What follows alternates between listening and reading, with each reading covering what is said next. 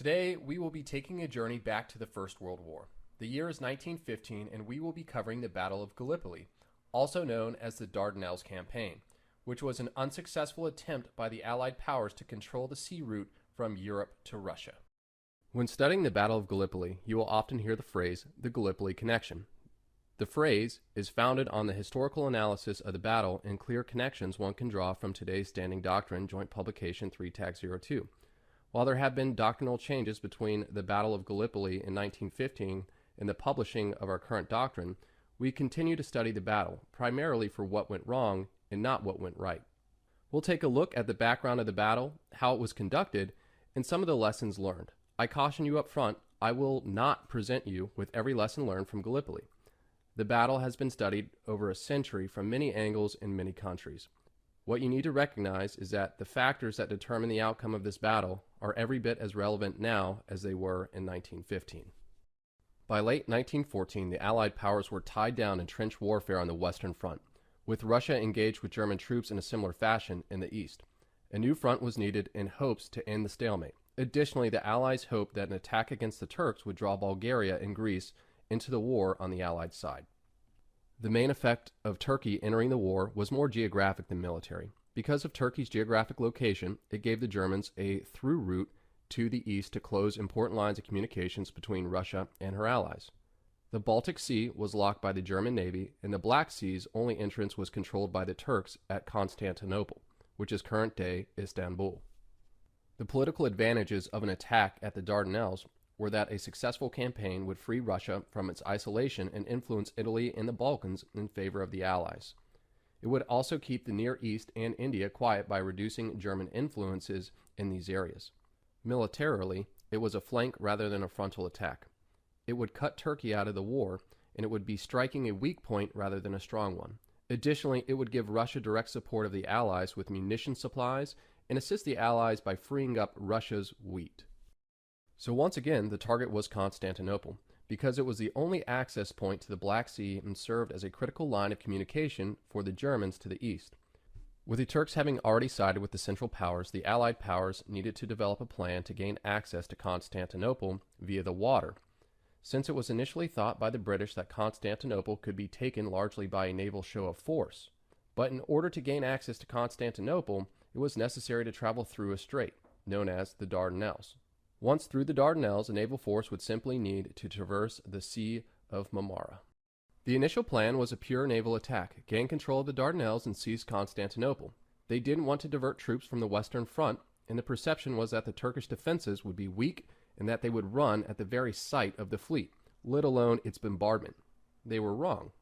Initially, British and French warships attempted to soften the defenses along the Dardanelles through naval surface fire and limited objective raids of Turkish gun positions.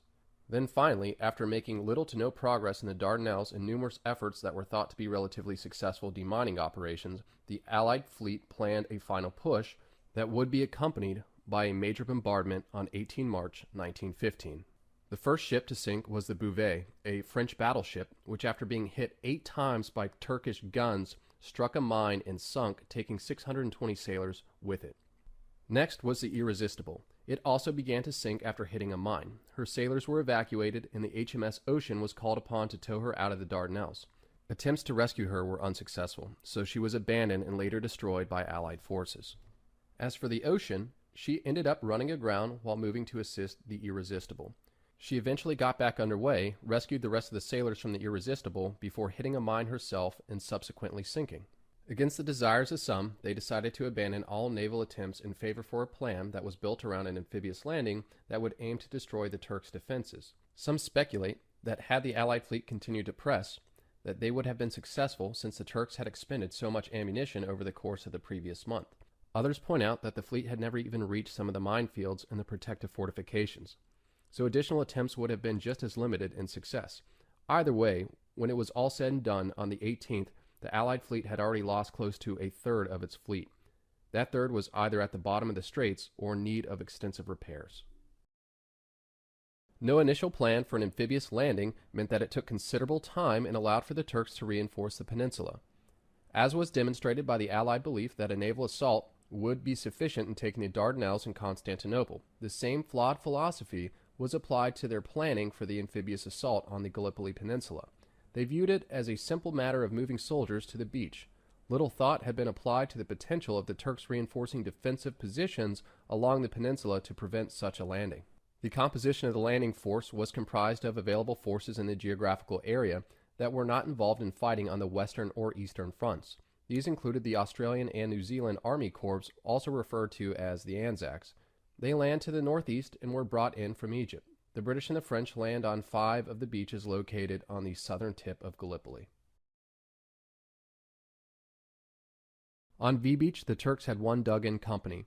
As the British approached V Beach, their forces came by 2 different means. Half of the landing force came in rowboats towed by larger vessels, and the other half was in a converted collier, the SS River Clyde. The forces were covered by naval surface fire support. However, the high velocity and flat trajectory of the naval shells led to them skimming over the trenches, just missing the enemy with no real effects. Some shells did strike their targets, resulting in Turkish casualties. The forces on the boats were scheduled to land at 0530. However, they were delayed. As the soldiers came closer to shore in their open boats, they were easy targets for the Turks. In Sergeant Colgan's boat, there were 32 soldiers and only 6 men made it to the beach alive. The losses were truly horrific.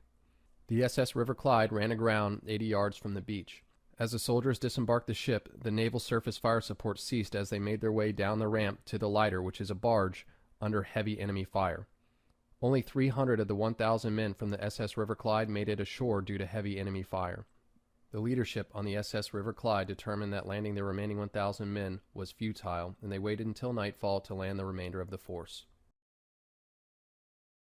W Beach, which was the Landshire landing, was relatively well defended, with enfilading fire from the high ground on either side and dense wire obstacles on the beach. As the boats got near to the shore, tremendous fire was laid down by the Turks, causing heavy casualties. A second force landed a little to the north and found a sheltered part on the beach. From there, they were able to move forward and take out the Turkish positions.